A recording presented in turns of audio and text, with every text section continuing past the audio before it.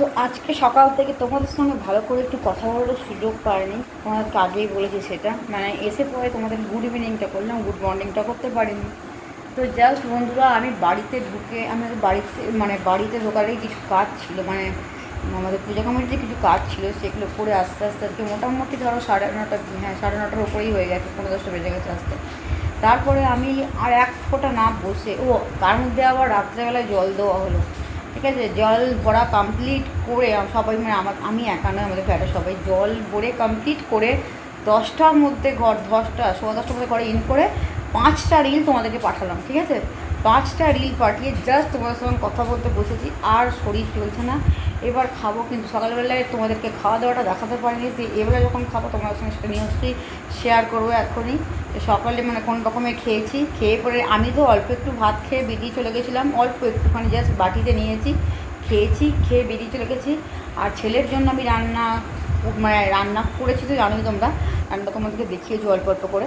তো just okay বেড়ে দিয়েছিলাম, ও জানি না কিরমভাবে খেয়েছে। তো আসার পরে আমি ওকে লুচি আর মাংস ছিল, তো লুচি আর মাংস খেলে, সকালে লুচি করেছিলাম, কিছু আটা রেখে গেছিলাম, তো জানতাম যে ও জলখাবার দিতে হবে, তো সেই আটাটা মেখে ওকে লুচি করে দিলাম, লুচি আর মাংস ব্রেকফাস্ট করলো সন্ধ্যেবেলা। তো আমি ওকে দিয়ে পরে বেরিয়ে চলে গেছিলাম, আমার আর খাওয়া হয়নি।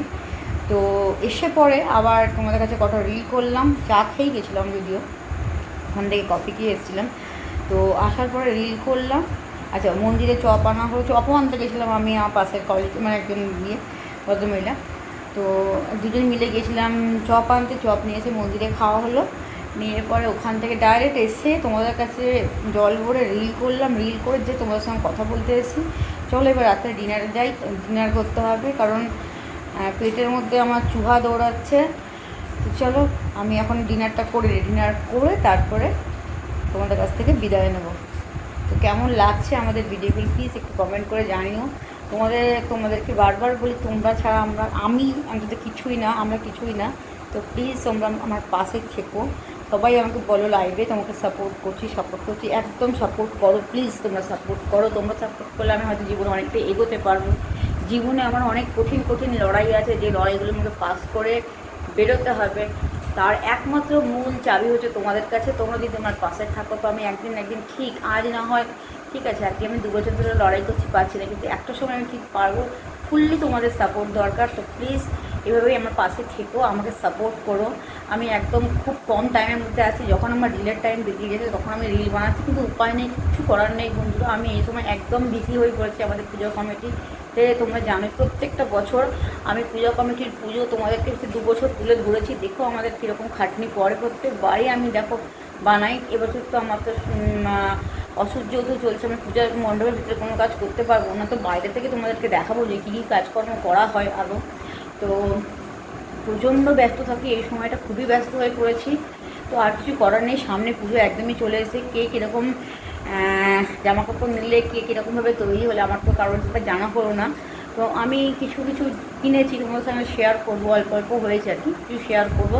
তবে একদম টাইম পাচ্ছি না, যেদিন আমি টাইম পাবো সেদিনের মধ্যে আমার ছেলেরটাও কেনা বাকি আছে, কিনে নিই, তো একবারই তোমাদের সঙ্গে শেয়ার করবো কী কেনা হয়েছে না হয়েছে। তো চলো বন্ধুরা, আজকের মতো খাওয়া দাওয়াটা সেরে নিই, খেয়ে দিয়ে নিয়ে ভিডিওটাকে শেষ করব। আর পাশে তোমরা অবশ্যই আমার থেকো। তো চলো আর কথা না বাড়িয়ে খাবারটা খাই। তো গোপালের সেবা সকালবেলায় একবার হয়ে গেছে, ঠিক আছে, আর একবার আমার ছেলেই দিল, আমি দিতে পারছি না এখন, ওই দেবে। আর এই দেখো এখন গণেশের সেবা দুটোই আছে, ঠিক আছে। আর এদিকে ঘর দুয়ার গোছানো সবই হয়ে গেছে, দেখতেই পাচ্ছ, ঠিক আছে, ঘর দুয়ার সব গোছানো হয়ে গেছে। ব্যাগ নিবি না? ব্যাগ?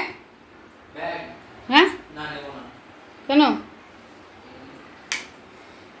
জলের বোতলটা নিবি ব্যাগে? তো এখানে চলছে আলু ভাজা, কারণ সকালবেলায় ওপরে একটু চিকেন আনিয়েছি, নিরামিষ খেতে খেতে মুখটা একবার এলে গেল, আর ভালো লাগছে না। আর আমরা একটু চিকেনটাই ভালোবাসি খেতে, আমি ও দুজনেই। চিকেনটা দিয়ে মনে হয় কিছু একটা খেলাম। আজকে বাড়িতে চিংড়ি মাছ এসেছিলো, কিন্তু আমরা নিতে পারলাম না, কারণ চিংড়ি মাছ ছাড়াতে বাঁচতে অনেকটা টাইম লেগে যাবে, আর পরীক্ষার টাইমে হড়বড় লেগে যাবে, ওই জন্য আমি আর নিলাম না, আজকে পরে নেব। যেদিনকে খুঁজি সেদিনকে আমি চিংড়ি মাছটা পাই। সেদিনকে খুঁজছিলাম মিক্স ফ্রাইড রাইসটা বানাবার জন্য, এগ ছিল, চিকেন ছিল, শুধু চিংড়ি মাছের অভাব ছিল। সেদিনকে চিংড়ি মাছ পাইনি, আজকে চিংড়ি মাছ এসছে, তাতে কী বলবো, আর কিছু করার নেই। তো চলো, এই হলো আজকে। এখন আলু ভাজা চলছে, এখানেই কাটাকুটি করছি, কারণ ওখানে খেতে দিয়ে এসছে ওকে টেবিলের মধ্যে, আর টেবিলটি জুড়ে আমার সমস্ত জিনিসপত্র রয়েছে, তো এখানেই কাটাকুটি করছি। এখনও মশলা বাটা বাকি আছে, মশলা বাটবো। এদিকে চা খাচ্ছি, সময় হাতে নেই বলে চা খেতে গিয়েই কাজ করছি। চিকেন নিয়েও চলে এসছে, আমি চিকেনটাকে জাস্ট জলে ভিজিয়ে রেখেছি খানিকক্ষণের জন্য, সব ভেজানো থাক। আর এদিকে আমি আলু ভেজে নিই, কারণ ওকে রেডি করে বাইরে পাঠাই, পরীক্ষা দিতে চলে যাক, তারপরে আমি চিকেনটা হাত দেবো, কারণ ওদিকে ওকে ড্রেস ফ্রেস সব হাতের সামনে দিতে হয়, নাহলে ওর কিছুই হয় না। তো দেখো এখন চিকেনটা চাপিয়ে দিয়েছি, আলু দিদি সঙ্গে একবারেই হচ্ছে। আর ওইদিকে যে সকালে তরকারিটা ছিল ওটা গরম করে রাখছি, কেন ছেলে আবার আসে, ও খিদে পাবে, জল খাবার দিয়ে যাবো। এমনিতেই আমি যাবার সময় খাবারটা রেডি করে দেবো, কারণ ওদের বেরোতে হবে একটু বাদেই। তো তোমাদের কাছে আর সকাল থেকে মুখ দেখাতে পারিনি, কাজের চাপে বলো, ছেলের পরীক্ষার জন্য বলো, তো এই অবস্থা তাদের দাবি করে কাজটা সারছি, যাতে তোমার কাছে কিছু কথা বলতে পারি, কিন্তু উপায় নেই, 4:45-এর মধ্যে আমাকে ঘর থেকে এখন বেরোতে হবে। আমাকে আরম্ভ হয়ে গেছে বৃষ্টি, কী করবো বুঝতে পারছি না, জানি না। মিটিংটা অ্যাটেন্ড করতে, থার্ড মিটিং অ্যাটেন্ড করতেই হবে আজ মিটিংটাতে। তো এই তো অবস্থা আমার। হঠাৎ করেই জানতে পারি কখন বলো তো, যখন 2-2:30 বাজছে, তখন আমি জানতে পারি যে আজকে মিটিং আছে। তার আগে সেরকমভাবে তারা তৈরি হতে পারি, জেনে যাই যখন, তখন প্রায় 2-2:30, 1:30 এরকম সময় জানতে পারি যে মিটিং। তো চলো আমি একটু তাড়াতাড়ি করে কাজটা সারি।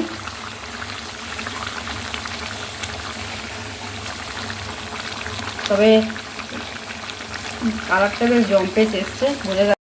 তোমাদেরকে বললাম যে বেরোতে হবে, হড়বড় করে বেরিয়ে গেছি, দুটো খেয়ে পরে বেরিয়ে গেছে। দেখো আমি আজকেও নতুন সদস্য, না পুরনো সদস্য, কিন্তু আজকে নতুন সদস্য, আজকে যাচ্ছে আমার সাথে। যাবো এখন একটা মিটিং আছে, মিটিংটাকে অ্যাটেন্ড করবো। আজকে ও আর আমি যাচ্ছি দুজনে। এই নাটক মুখে খেয়ে পরে দৌড়ানো সত্যি কথা না, বেরিয়েগুলো আধা ঘন্টা নিচে। এটা তো সলিউশন করতে হবে না, জলের সমস্যাটা শেষ হচ্ছে না, আমাদের সলিউশন করতে হবে।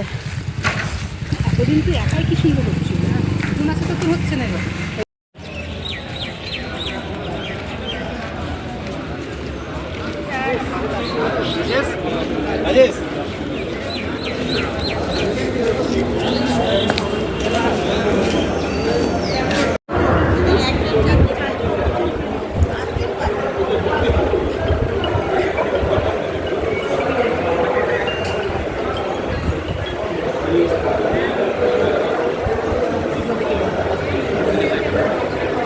আর বৃষ্টিটা লাগিয়েছে।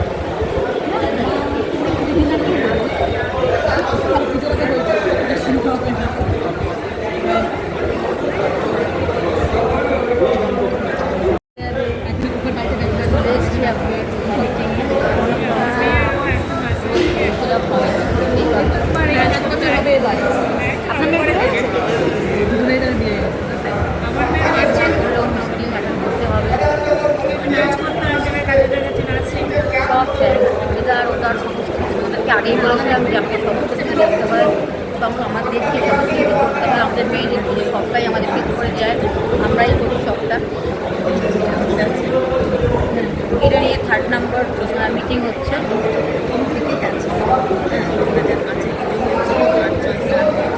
এখনো মিটিংটা শুরু হয়নি, জানি না এখন বাড়ি যাবো। ঠিক করে দেওয়া আছে নট এক্সিডিং 40 ফিট, কোনো জায়গাতে কোনো প্যান্ডেল হাইট 40 ফিট না হয়।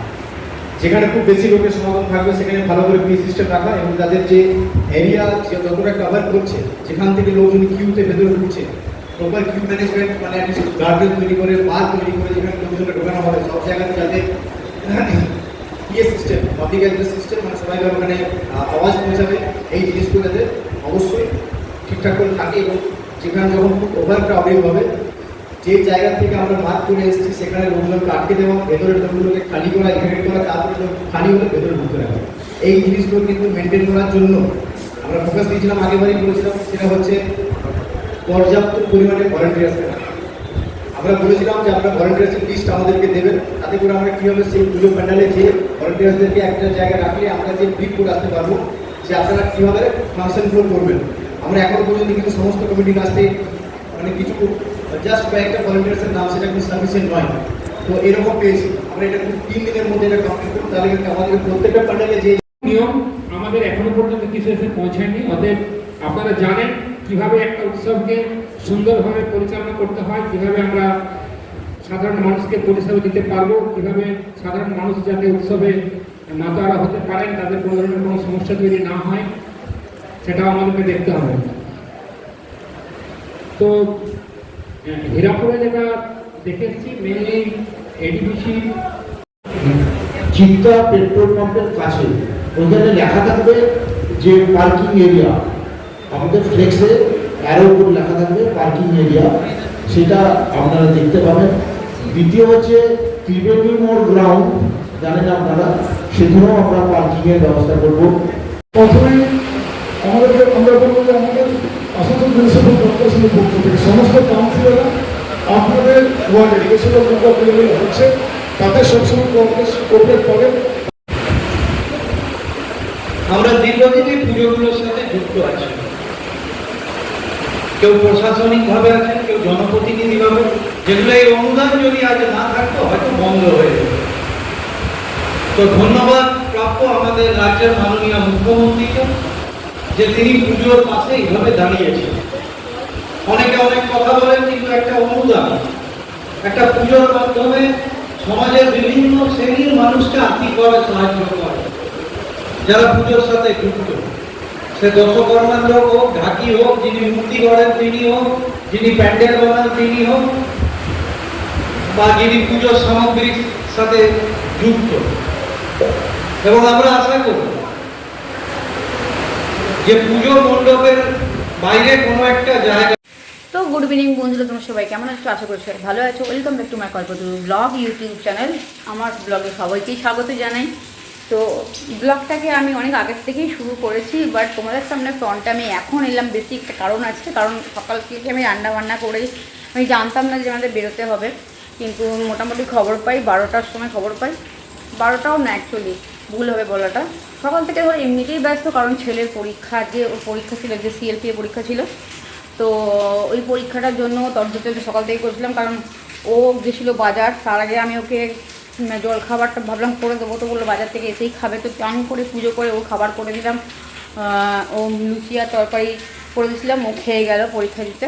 এসে পরে ওর জন্য খাবারটা রেডি করে আমি জাস্ট যখন পরীক্ষা দিতে যাবি 1:30 দুটো, তখন জানতে পারি যে আমাদেরকে মিটিংয়ে অ্যাটেন্ড করতে হবে। তো তখন হড়বড় করে কাজ করে তোমাদের সামনে আমরা আসতে পারিনি যে আমি কী কী বলবো না বলবো।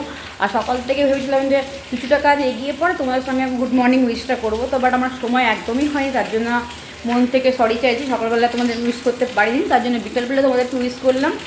তো কিছু কিছু কাজ তোমাদের সামনে যেগুলো করছিলাম সেগুলো তুলে ধরেছি। আর জাস্ট এখনই ঘরে এলাম, এসে পরে আমি দেখছি ঘরে সন্ধ্যে দেওয়া হয়ে গেছে। ছেলের যে খাবার রেডি করে দিয়েছিলাম, খাবার ওর খেতে নিয়েছে। থালাটাকে রেখে দিয়েছিস তো? থালা রেখে দিয়েছিস তো? তো বলছিলাম তুই খেয়ে নিবি, জল জায়গায় একটু জল টল ছিটিয়ে দিবি, আমি এসে মুরগি কিছু নেবো। পারে না, বেকার বলে লাভ নেই। সকাল থেকে দুবার বাজার গেছে, জল পড়া, এগুলো সব করে বলে আমি আর এইসব কাজকর্ম তো ঘরে করাই না। বাইরের কাজ করছে, বাইরের কাজই করুক। তো এই হলো ব্যাপার, সকাল থেকে ব্লগটা স্টার্ট করতে পারেনি। তো চলো চা বানিয়ে খাই। ওখানে কফি খেয়েছি, কফি বিস্কুট দিয়েছিলো, খেয়েছি। আর একটা করে জলের বোতল দিচ্ছিল। তো ছাড়ো, বাধ্য এসব কথা। তো তোমরা দেখতেই পাবে, তোমাদের পুরো ভিডিওটা পাঠাবো। তো চলো, আমার ছেলের এখন ঠান্ডা লেগে গেছে, ও এখন ঢাকা ঢুকি দিয়ে শুয়ে পড়েছে। দেখতেই পাচ্ছ, দেখো কম্বল ঢাকা নিয়ে শুয়ে পড়েছে। শুধু কম্বলটাকে না, পুরো চাদরটাকে টেনে শুয়ে পড়েছে। খুব বৃষ্টি হচ্ছে তো, এই জানলাগুলো খোলা। মশার ওপর কোনো ব্যাপার আছে কিনা জানি না, ও মশা মনে হয় ঢুকে নিয়ে জানি না কী হয়েছে। তুই জানলাগুলো লাগাস না কেন? বলতে পারবো না, ছেড়ে দাও। আর আমি বলতে পারছি না। তো চলো, আমি একটু চা বানিয়ে চাটা। দেখো গোপালের পোশাকগুলো, গোপালের পোশাক রেখে দিয়েছে, ও নেইয়ে রেখে দিয়েছে বাটির মধ্যেই, খায়নি। আর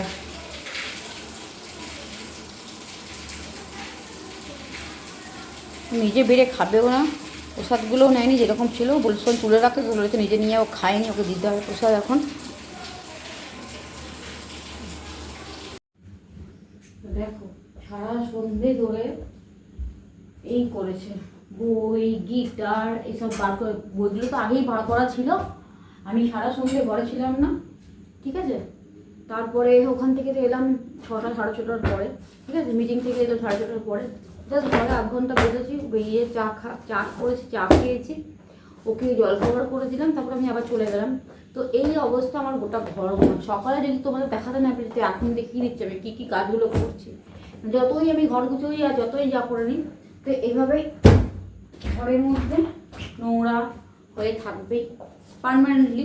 কেন সমস্ত কিছু আমাকে দেখতে হবে। দেখো পরীক্ষারই এসছে আমার ছেলে, কোয়েশ্চেন পেপার এভাবে ছড়িয়ে ছিটিয়ে রাখবে, গিটার বার করবে, খাবো শুরু আছে ভগবান, আমি আর পারি না।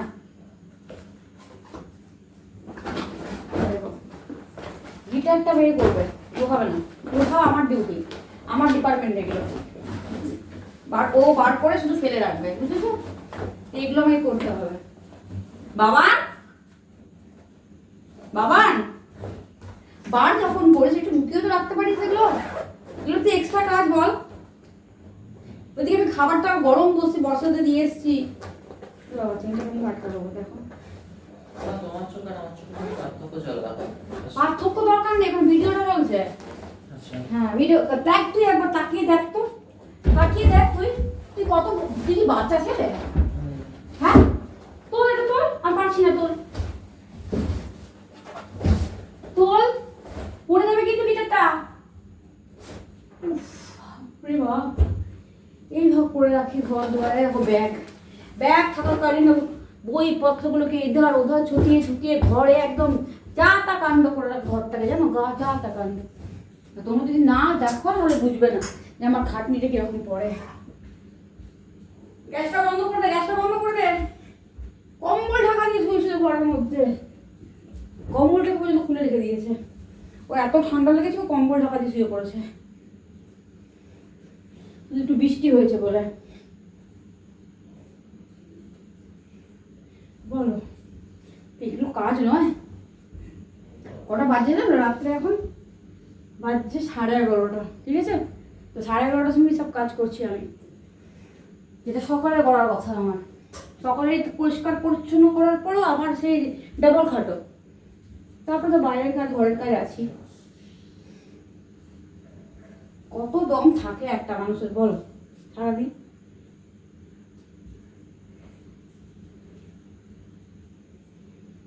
কি আর করা যাবে বলো, কিচ্ছু করার নেই।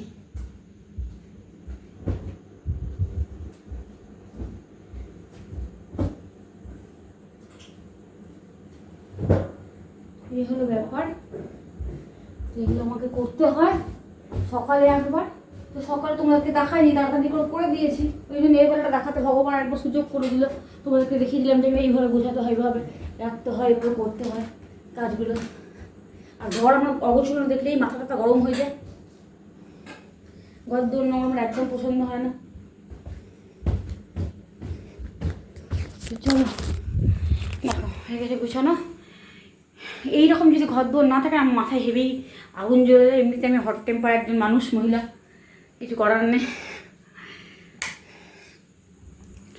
সোফাটা পাকলে উঠিয়ে দিলাম, একটু বাদে দেখবে আবার এসে কিন্তু আমি সমস্ত কিছু গোছালাম, এগুলো আমি ওলট পালট করা ছিল, ঠিক আছে? তো কিছু করার নেই। দেখো কাপটাও পড়ে আছে আমার, কী আর বলবো। তো চলো একবার ডাইরেক্ট খাবার টেবিলে যাই। তো সকালে তোমার সঙ্গে খাবারটা শেয়ার করতে পারিনি, কী রান্না করেছিলাম। দেখো ভাত, ঠিক আছে, ভাতটাও খেয়ে যায়নি, ও খেয়েছিল লুচি আর তরকারি। তো এসেও ভাত খেয়েছে, আমি তো বলেছিলাম এরকম করে ব্যবস্থা করে গেছি, যে রেডি করে গেছি, মাংস টাংস সব রেডি করে গেছিলাম। তো নিজে বেরিয়ে খেয়েছে, জানি না কতটুকু খেয়েছে। আর দেখো এটা হচ্ছে সকালে রান্না করা মাংস, এখন কোনো কিছুই করিনি। সকালে রান্না করা মাংস অর্ধেকটা শেষ হয়ে গেছে, আর অর্ধেকটা রয়েছে, এটা আমরা এখন খাবো, গরম করে নিয়ে আসলাম। তো রাত্রে ডিনার হচ্ছে এটাই। আর সকালে ওর জন্য তরকারিটা করেছিলাম, তো তরকারিটা আমার জন্য ভেবেছিলাম খেয়ে যাবো লুচি দিয়ে, কিন্তু আমি আর লুচি খাইনি, দুটো ভাত খেয়েই চলে গেছিলাম। তো তরকারিটা যার জন্য রয়ে গেছে, ঠিক আছে? তো এই ছিল আজকের আমাদের ডিনার। লাঞ্চ বলতে যাচ্ছিলাম, কিন্তু লাঞ্চ নয়, ডিনারই। মানে ফট করলাম, তো এক সময় কী হয় বলো তো, কথা আটকে যায়, কিছু করার থাকে না সেই সময়, মানে এতটাই ডিস্টার্ব থাকি, মাইন্ড বলো বিজি বলো, সব কিছুতে এতটাই ডিস্টার্ব থাকি। মাঝে মাঝে আমার ছেলের জন্য মাঝে মাঝে হয় এটা, যে আমার কথা বলতেই কথা ফট করে আটকে যায়, কী বলতে কী বলে ফেলে সেটা নিজেও বুঝতে পারে না, আবার ভাবি। যাই হোক, এটাই হলো আজকে আমাদের ডিনার। তো দেখালাম তোমাদেরকে রাত্রের ডিনারটা। তো এই ছিল সকালের লাঞ্চ, যেটা আমি করতে পারিনি ঠিক মতো করে, যেটা খেয়ে অল্প গেছি বললামই তোমাদেরকে। আমরা সকালে তোমাদের লাঞ্চটা দেখাই, তো যেহেতু একটু দেখাতে পারিনি তার জন্য কিছু করার নেই, যখন যেরকম তখন সেরকম করতেই হয়। তো ওকে দিয়ে দিলাম। ওরও আজকে পরীক্ষাটা শেষ হলো, তাকে পুরো মাথাটাকে আমি ভিজিয়ে নিলাম। বুঝতে পারছো, কার শরীর খারাপ, সামনে পুজো, আর যদি এরকম শরীর খারাপ করে দেখি এরকম লাগে বলো। তো এই ছিল আজকের ডিনার। তো বন্ধুরা কেমন লাগছে আমাদের ভিডিওটা জানি না, যদি ভালো লাগে তাহলে লাইক করো, শেয়ার করো, সাবস্ক্রাইব করো, আর পাশে থেকো। আর আজকে রাতের মতো শুভরাত্রি। সবাই ভালো থেকো, সুস্থ থেকো, ভালো সবাই থেকো, সবাইকে ভালো রেখো। আজকের মতো টাটা, গুড নাইট। আবার কালকে নতুন সকালে তোমার